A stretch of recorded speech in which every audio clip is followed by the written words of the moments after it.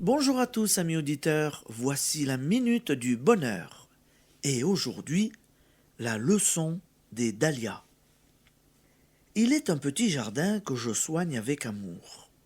Après avoir préparé la terre, j'y ai enfoui, il y a quelques mois, des tubercules de dahlia.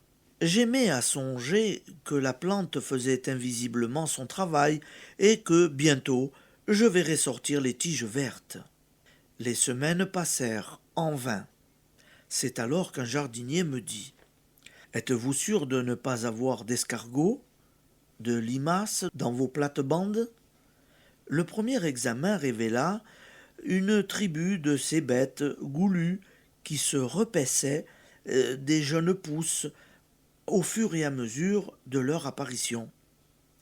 On fit place nette, et bientôt une tige, 2 tiges, 20 tiges montèrent vers la lumière, s'étoffèrent de feuillage, et parurent les premiers boutons. Le jardinier intervint à nouveau. Vous n'aurez que des fleurs ordinaires, si vous laissez plusieurs boutons sur la même tige. J'éliminai donc les boutons parasites. J'attendis encore longtemps que l'éclosion d'une fleur est donc lente à notre impatience. N'aurait-il pas lieu de désespérer si l'expérience ne prouvait pas qu'elle se produirait sûrement? Enfin, un jour, je fus accueilli par un grand dahlia magnifiquement épanoui.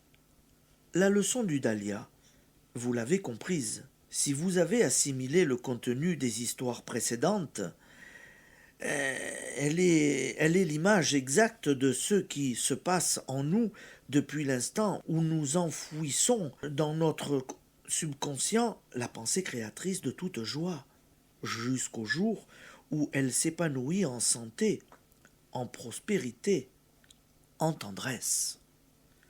Lente évolution, d'abord invisible, puis exposée à la dévastation des escargots voraces de notre monde inférieur, que sont les pensées de maladie, d'échec ou de violence. L'éparpillement nuit à la force de la pensée, tout comme de nombreux boutons sur une seule tige nuisent à la beauté de la fleur. Enfin, si nous ignorons que les feuilles sont déjà le dahlia, que verrions-nous de commun entre tout ce vert et les pétales colorés que nous attendons? Cela ne vous montre-t-il pas que presque toujours l'éclosion de notre espoir explique des événements dont nous ignorons qu'ils sont la tige et le soutien des réalisations? Application.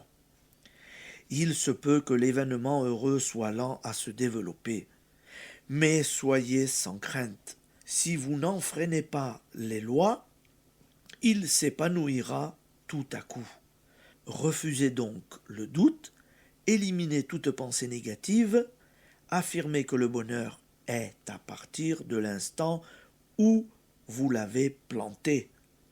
Tout comme le dahlia, encore invisible, est dans le tubercule qui lui ressemble pourtant fort peu.